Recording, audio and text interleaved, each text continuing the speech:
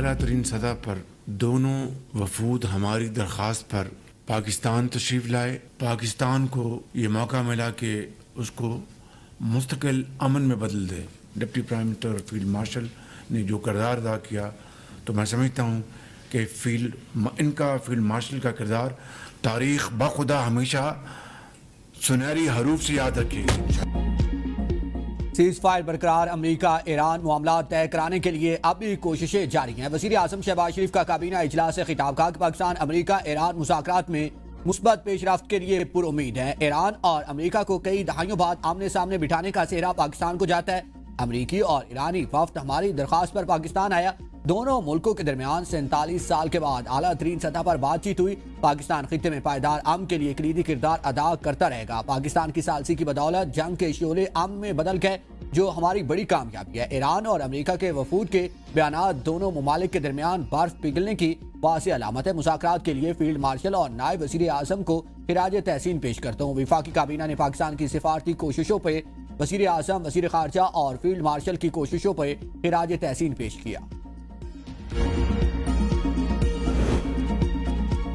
دنیا کو اپنا ہرمز کی ضرورت. کسی ملک کو بلیک میل کرنے کی اجازت نہیں دے سکتے. صدر ٹرمپ کی میڈیا سے گفتگو. کہا کہ ایران نے پیغام بھیجا تھا کہ وہ بے تابی سے ڈیل چاہتے ہیں. امریکی وفد نے اچھے ایران نے برے طریقے سے مذاکرات کیے. تہران کے ساتھ بہت سی باتوں پر سمجھوتا ہو چکا تھا. ایران کے ساتھ یورینیم کے معاملے پر اتفاق نہ ہو سکا. ایران کسی صورت جوہری ہتھیار نہیں رکھ سکتا. اپنا ہرمز کی ناکہ بندی شروع کر دی گئی ہے. ایرانی جہاز ہماری ناکہ بندی کے قریب بھی آئے تو تباہ کر دیں گے. ایرانی بحریہ سمندر کی تہہ میں جا چکی ہے. ایران کے 158 جہاز ڈبو دیے گئے ہیں. گزشتہ روز اپنا ہرمز سے 34 جہازوں کی آمد و رفت ریکارڈ کی گئی. ہمارے پاس سعودی عرب اور روس سے زیادہ تیل ہے. دنیا کے بہت سے ممالک اس وقت تیل لینے کے لیے امریکہ آ رہے ہیں.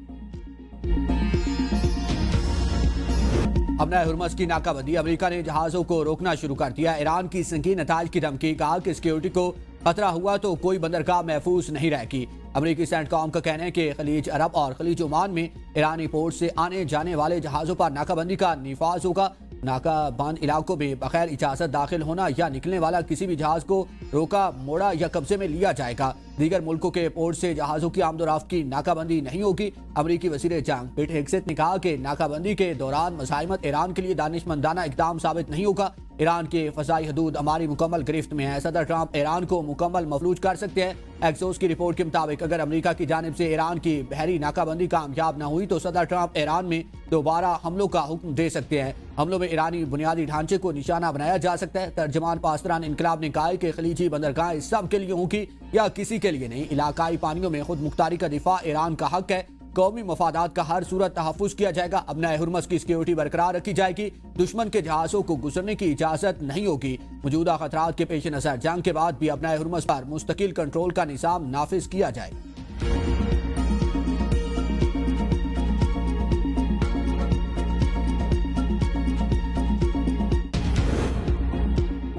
حتمی معاہدے تک پہنچنے کے لیے امریکہ کو امریت ترک کرنا ہوگی. ایرانی صدر مسعود پزشکیان کہتے ہیں ایرانی قوم کے حقوق کا احترام کیا جائے تو کسی معاہدے تک پہنچنے کے لیے راستے تلاش کیے جا سکتے ہیں. اسپیکر ایرانی پارلیمنٹ باقر کالیباف نے ٹرمپ کے بیان پر طنز کرتے ہوئے کہا کہ اپنا ہرمز کی نام نہاد ناکہ بندی کے بعد جلدی آپ $4 سے $5 والے پیٹرول کو یاد کیا کریں گے.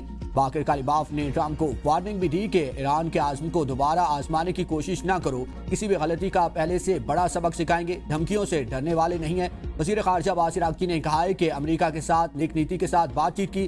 ہم اسلام آباد مفاہمتی یادداشت سے صرف چند قدم دور تھے. امریکہ کا سخت رویہ رکاوٹ بن گیا. ہمیں حد سے زیادہ بڑے مطالبات، بدلتے مواقف اور ناکہ بندی کا سامنا کرنا پڑا. امریکہ نے کوئی سبق نہیں سیکھا. نیک نیتی کو جنم دیتی ہے. دشمنی کو. ایرانی وزیر خارجہ کے ترجمان اسماعیل وقائی نے کہا ہے کہ عالمی معیشت کو نقصان پہنچا کر کسی بھی جنگ میں کامیابی حاصل نہیں کی جا سکتی. دوسروں کو نقصان پہنچانے کے لیے خود کو نقصان پہنچانا کوئی دانشمندانہ حکمت عملی نہیں ہو سکتی.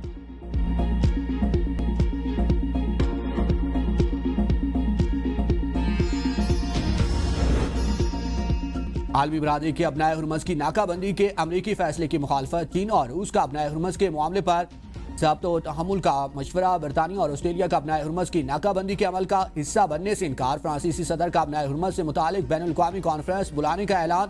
ترجمان چینی وزارت خارجہ نے کہا کہ ہم ابھی راستے کو محفوظ، مستحکم اور بلا رکاوٹ رکھنا بین الاقوامی برادری کے مشترکہ مفاد میں ہے۔ فریقین تحمل اور ضبط کا مظاہرہ کریں۔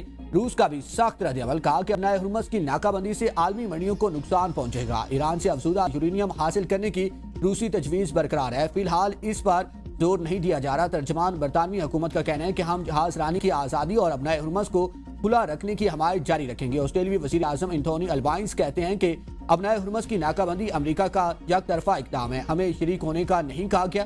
ترک وزیر خارجہ کا ابنائے ہرمز کھولنے کے لیے سفارتکاری پر زور، اسپین کی بھی مخالفت۔ امریکہ اور ایران کے درمیان مذاکرات میں پیش رفت کی امید، پاکستان اور دیگر ثالثیوں کی کوششیں جاری۔ ایکسوس کی رپورٹ کے مطابق پاکستان، مصر اور ترک ثالث آئندہ دنوں میں امریکہ اور ایران کے ساتھ مذاکرات جاری رکھیں گے تاکہ باقی ماندہ اختلافات کو کم کر کے جنگ کے خاتمے کے معاہدے کی راہ ہموار کی جا سکے۔ ثالثیوں کو امید ہے کہ جنگ بندی ختم ہونے سے پہلے مذاکرات کا ایک اور دور ممکن ہو سکتا ہے۔ ذرائع کے مطابق مذاکرات مکمل تعطل کا شکار نہیں ہے، دونوں فریق سودے بازی کر رہے ہیں، یہ ایک بازار کی طرح ہے۔ ایک امریکی عہدیدار نے بھی اس سے اتفاق کیا اور کہا کہ اگر ایران زیادہ لچک دکھائے اور یہ تسلیم کرے کہ اسلام آباد کی تجاویز ہی اسے ملنے والی بہترین آپشن ہے تو معاہدہ ممکن ہو سکتا ہے۔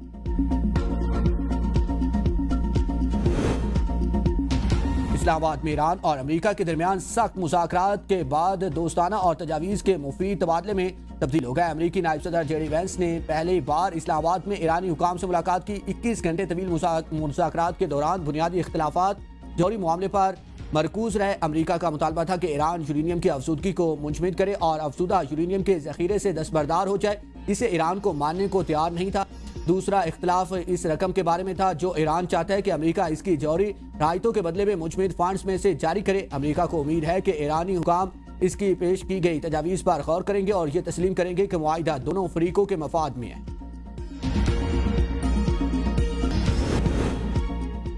سہیل افریدی کا 19 اپریل کو خیبر پختونخوا میں جلسہ کرنے کا اعلان، کہا کہ 19 اپریل سپہر 3 بجے ملتان ریلوے گراؤنڈ میں جلسہ ہوگا۔ بانی پی ٹی آئی نے ہدایت کی ہے کہ 10 دنوں میں خیبر پختونخوا میں جلسہ کرنا ہے۔